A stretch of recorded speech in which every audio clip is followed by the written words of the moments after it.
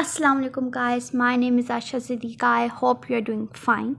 तो आज हम अपना न्यू क्लस्टर शुरू कर रहे हैं। DSM-5 का न्यू क्लस्टर है डिसोसिएटिव डिसऑर्डर्स। तो डिसोसिएटिव डिसऑर्डर्स एक्चुअली क्या हैं पहले हम देखते हैं और फिर मैं आपको बताऊंगी कि हम डिसोसिएटिव एमनेजिया करेंगे। तो डिसोसिएटिव मींस के इसमें डिसोसिएटिव डिसऑर्डर्स में वो सारे डिसऑर्डर्स आते हैं जो कि डिस्ट्रप्शन या डिसकंटिन्यूटी स्टार्ट हो जाती है मेमोरी, आइडेंटिटी, इमोशंस, परसेप्शन या body representation, motor control, behaviour. इन चीज़ों में जब हमने बात की मोटर कंट्रोल की बात की, body representation, identity, emotion, perception, इन चीज़ में कोई ना कोई बदलाव आ जाए और वो बदलाव जौन सा हो वो अब नॉर्मल ना हो, ठीक है। नॉर्मली वो वैसा ना हो लेकिन वो अचानक से बदल जाए। तो डिसोसिएटिव एमनेजिया जौन सी है उसको हम करेक्टराइज करते हैं मेमोरी पे कि मेमोरी डिसकंटिन्यूटी या डिस्ट्रप्शन पे इसको हम लेके आएंगे कि इंसान को अपनी जौन सी है इनएबिलिटी उस पर जनरेट हो जाती है कि वो अपना आप उसको याद नहीं रहता, अपनी ऑटोबायोग्राफिकल इंफॉर्मेशन उसको याद नहीं रहती। यूजुअली जौन सा आप डिसोसिएटिव एमनेजिया का हम क्राइटेरिया अगर देखें तो उसमें भी वही है कि क्राइटेरिया ए जो हम देख रहे हैं उसमें है an inability to recall important autobiographical information usually of a traumatic and stress nature that is inconsistent with ordinary forgetting. के नॉर्मली हम चीज़ रख के भूल जाते हैं, कोई चीज़ छुपाए भूल जाते हैं, कुछ रख के कुछ खाना, और ये नॉर्मल चीज़ें हैं कि हम खाना पकाते पकाते भूल जाते हैं हम पका रहे थे और वो जल जाता है। जो सा एमनेजिया है ना उसमें हमें पूरा का पूरा इवेंट एक पार्ट हमारी मेमोरी का गायब हो जाता है। ये है एमनेजिया, ठीक है।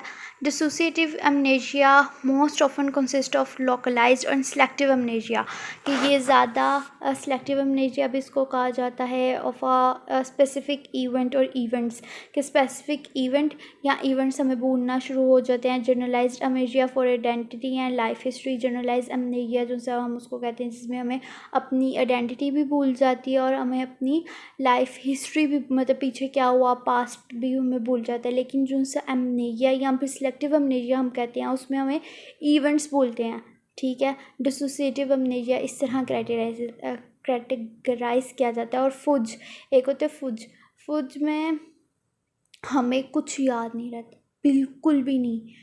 इवन कि हमें हमारे मूवमेंट्स, हमारे कैसे खाना है, इस चीज़ का क्या नाम है, इसको क्या कहते हैं, इसको क्या नहीं कहते, ये सब कुछ भूल जाते हैं। उसको हम फुज कहते हैं, कंप्लीट मेमोरी लॉस, ठीक है। ये एमनेजिया जो सा है, एमनेजिया में हम देखें तो उसको अपनी आइडेंटिटी भूल है, लाइफ हिस्ट्री भूल है, लेकिन उसको जनरल चीज़ें याद होंगी कि इसको क्या कहते हैं, इसको क्या है, और ये सारा कुछ उसको लोग भूल सकते हैं। लेकिन जनरल इस चीज़ों का इस्तेमाल, ये सारा कुछ उसको याद रहेगा क्योंकि ये उसकी बॉडीली एक्टिविटी है और ये आदतें भी उसकी कुछ होंगी, ठीक है। तो इसलिए सिलेक्टिव एमनेजिया में उसको इवेंट्स भूलेंगे कि परसों क्या हुआ था, परसों स्कूल में क्या हुआ था, मतलब स्पेसिफिक इवेंट उसको भूलना शुरू कर होंगे और कम्प्लीटली वो भूल जाएगा। अब इसका बी जो सा the symptoms cause clinically significant, अब इस वजह से वो क्लिनिकली सिग्निफिकेंट डिस्ट्रेस और इम्पेयरमेंट क्रिएट करी है। सोशल में, ऑक्यूपेशनल में, इंपॉर्टेंट एरियाज ऑफ फंक्शनिंग में इम्पेयरमेंट भी आ रही है। अब डिसोसिएटिव एमनेजिया का जो सा हम प्रेवलेंस कंसीडर करते हैं वो 12 मंथ्स है, कि 12 महीनों 12 months prevalence of dissociative amnesia among adults in a small US community. ये सिर्फ थोड़ा सा ही है कि 1% जो है वो मेल्स में, 2.6% जो है वो फीमेल्स US की स्मॉल कम्युनिटी में देखने में आया है। उसके बाद रिस्क फैक्टर्स और प्रोग्नोस्टिक फैक्टर्स देखते हैं। रिस्क फैक्टर्स के होने का खर्चा ये इन्वायरमेंटली भी हो सकता है, सिंगल और रिपीटेड ट्रॉमेटिक एक्सपीरियंसेस हो सकते हैं, कोई एक ऐसा ट्रॉमेटिक एक्सपीरियंस हो सकता है। फिर डीप इन माई हार्ट जो से वो चाइनीज़ ड्रामा मैं वो आपको सजेस्ट करूँगी, वो कंप्लीट जो से उसमें आपको हम मज़ीद पढ़ेंगे जब मल्टी पर्सनैलिटीज़ का मज़ीद पढ़ेंगे तो उसमें वो उसकी भी एग्ज़ाम्पल मिल जाएगी आपको। ये अमनेशिया, डिसोसिएटिव अमनेशिया की भी एग्ज़ाम्पल मिल जाएगी कि उसमें किस तरह उसका एक चाइल्डहुड एक्सपीरियंस होता है जिसकी वजह से उसका अमनेशिया क्रिएट होना शुरू हो जाता है और फिर उसका एक दिन की मेमोरी चली जाती है। लाइक कि रात 10 बजे के बाद से सुबह 6 बजे तक की उसकी मेमोरी किस तरह लॉस होना शुरू हो जाती है और वो जब तक वो सारा कुछ रिकवर करती है और ट्रीटमेंट और ये सारा कुछ, ठीक है। तो इसी तरह होता है कि एक चाइल्डहुड में उसको अच्छे से माल ट्रीट किया जाता है, अब्यूज़ किया जाता है, कोई वैसे ही उसको नेचुरल डिज़ास्टर्स की से वो गुज़रती है जिसकी वजह से वो किसी ट्रॉमा में चली जाती है और कुछ भी हो सकता है, कोई भी जीनोसाइड और कोई भी कंसंट्रेशन कैंप्स, जिसकी वजह से वो जो है उसका एक ट्रॉमेटिक एक्सपीरियंस क्रिएट होता है और उस ट्रॉमा की वजह से उसको सिलेक्टिव अमनेशिया हो जाता है। और dissociative amnesia is more likely to occur with one a great number of adverse childhood experiences, के चाइल्डहुड एक्सपीरियंसेस काफ़ी ऐसे हों जिसकी वजह से हो जाए, particularly physical and sexual abuse वगैरह होते हैं तो चाइल्डहुड में। और 2 पॉइंट जो उनसे वो है इंटरपर्सनल वायलेंस, कि वो बंदा जब वायलेंस एक्सपीरियंस करे। 3rd पॉइंट जो उनसे increased severity frequency of and violence of the treatment, कि उसने उसको ट्रॉमा, वायलेंस ऑफ ट्रॉमा, कि उसने बचपन में काफ़ी अब्यूज़ बर्दाश्त किया हो, सेक्सुअल अब्यूज़ भी बर्दाश्त किया हो और इंटरपर्सनल वायलेंस भी बर्दाश्त कर रही हो और बहुत सिवियरिटी हो उसके वायलेंस ट्रॉमा की, तो फिर इस वजह से वो बहुत ज़्यादा ट्रॉमास और बहुत ज़्यादा ऐसे अनप्लेजेंट इवेंट्स जो से हैं जिसकी वजह से वो ट्रॉमाटाइज हो जाए, तो फिर ये सिलेक्टिव अमनेशिया हो सकता है।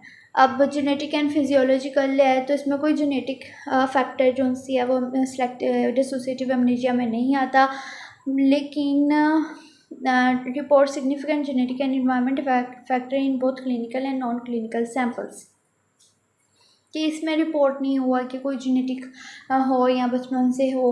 अब डिसोसिएटिव अमनेशिया है क्या, कि वो कोमोबिड किससे कर सकती है और डिफरेंशिएट डायग्नोस किससे कर सकती है। तो पहले हम डिफरेंशिएट डायग्नोस को कंसीडर करते हैं, वो dissociative identity disorder. Dissociative identity disorder में इंसान को लगता है कि वो कोई और बंदी बन गई है, मतलब डबल पर्सनैलिटीज़ हो जाती हैं, ट्रिपल पर्सनैलिटीज़, ये मल्टीपल पर्सनैलिटी डिसऑर्डर इसका सेकंड नेम है। Post traumatic stress disorder, post traumatic stress disorder में इंसान की मेमोरी नहीं जाती, उसमें इंसान पैनिक करना शुरू कर जाता है एक स्पेसिफिक इवेंट की वजह से, और भी डिफरेंट सिम्टम्स होते हैं जो कि जब हम उसको पढ़ेंगे तो हम वो भी देखेंगे। उसके बाद न्यूरोकॉग्निटिव डिसऑर्डर्स, न्यूरोकॉग्निटिव डिसऑर्डर्स में उसकी थिंकिंग, मेमोरी न्यूरोटिकली मतलब मेडिकली डिस्टर्ब्ड होगी, ठीक है। वो कोई भी मेंटल डिसऑर्डर की वजह से डिस्टर्ब नहीं होगी। सब्सटेंस रिलेटेड डिसऑर्डर, अगर इंसान कोई सब्सटेंस वगैरह लेता हो तो जाहिर सी बात है फिर ये अकर हो सकता है, तो फिर हमने इसको इस तरह डिफरेंशिएट करना है कि वो सब्सटेंस लेता है कि कोई उसको वैसे ही कोई उसको ट्रॉमा हुआ है जिसकी वजह से वो डिस्टर्ब हुई है, ठीक है। क्योंकि हमने डिसोसिएटिव का क्या पढ़ा है, इमोशंस डिस्टर्ब होते हैं, बॉडी रिप्रेजेंटेशन में डिस्ट्रप्शन आती है और हम लोगों के मूड्स में डिस्ट्रप्शन आती है, बिहेवियर्स में डिस्ट्रप्शन आती है। तो शीज़र डिसऑर्डर्स, जब हम शीज़र डिसऑर्डर्स को कंसीडर करते हैं तो उसमें हम देखते हैं कि वो अमनेशिया बिल्कुल भी नहीं है। शीज़र में उसको कुछ देर के लिए धोरा सा पड़ता है जिसमें मोटर कोऑर्डिनेशन जो सी है उसमें डिस्ट्रप्शन आती है, मोटर कोऑर्डिनेशन में डिस्ट्रप्शन आती है। तो मैं भी जब तक वो शीज़र में रहा हो मोटर कोऑर्डिनेशन में डिस्ट्रप्शन होती है, तो देखने में आया है कि जब वो बंदा नॉर्मल दोबारा हो जाता है, जब उसका शीज़र ख़त्म हो जाता है, उसको याद नहीं रहता कि उसकी हालत क्या हुई थी, कि वो गिर गया था बेहोश होके या उसका सांस ख़राब हो गया था, उसका हाथ पाँव मुड़ गए थे, उसको याद नहीं रहता जब वो दोबारा नॉर्मल होता है।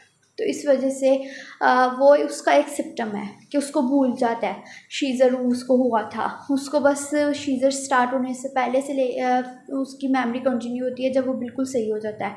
तो ये जो है ये भी डिसोसिएटिव अमनेशिया नहीं है, ये डिफरेंशियल डायग्नोसिस में आ रहा है। कॉमोर्बिडिटी में हम देखते हैं तो ये फिनोमिना जो है में surfaced dysphoria, grief, rage, shame, guilt, psychological conflict, suicidal and homicidal ideations, impulse and acts के, इन सब के साथ ये कोमोबिट करता है कि काफ़ी गुस्से के साथ काफ़ी शेम आ रही है उसको, कोई साइकोलॉजिकल कॉन्फ्लिक्ट है, होमोसाइडल आइडिएशन है, इम्पल्सिस हैं। और ये डेवलप किसके वजह से होता है? ये PTSD मतलब पोस्ट ट्रॉमेटिक स्ट्रेस डिसऑर्डर की वजह से किसी लाइफ में एक कुछ पॉइंट्स में ये जो है अराइज होना शुरू हो जाता है when the traumatic incident of this amnesia are brought into conscious awareness. Thanks. और अगर आपका फिर भी कोई सवाल है तो आप कमेंट में ज़रूर कीजिएगा, क्योंकि ये काफ़ी इंटरेस्टिंग था लेकिन छोटा भी था। इन शॉर्ट कि इंसान की किसी भी ट्रॉमेटिक इवेंट की वजह से जब मेमोरी लॉस हो जाए तो उसको हम डिसोसिएटिव अमनेशिया कहते हैं, क्योंकि उसके मूड्स, उसके बिहेवियर्स, उसके इमोशंस सब जो उनसे है वो डिस्टर्ब्ड हुए होते हैं। तो हमने वो सारी गांठें, सारे शेडोज़ उससे हटाने पड़ते हैं और इसमें ट्रीटमेंट्स भी नहीं थे या तो ट्रीटमेंट से इंशाल्लाह हम नेक्स्ट पार्ट 2 में मिलेंगे। अल्लाह हाफिज़।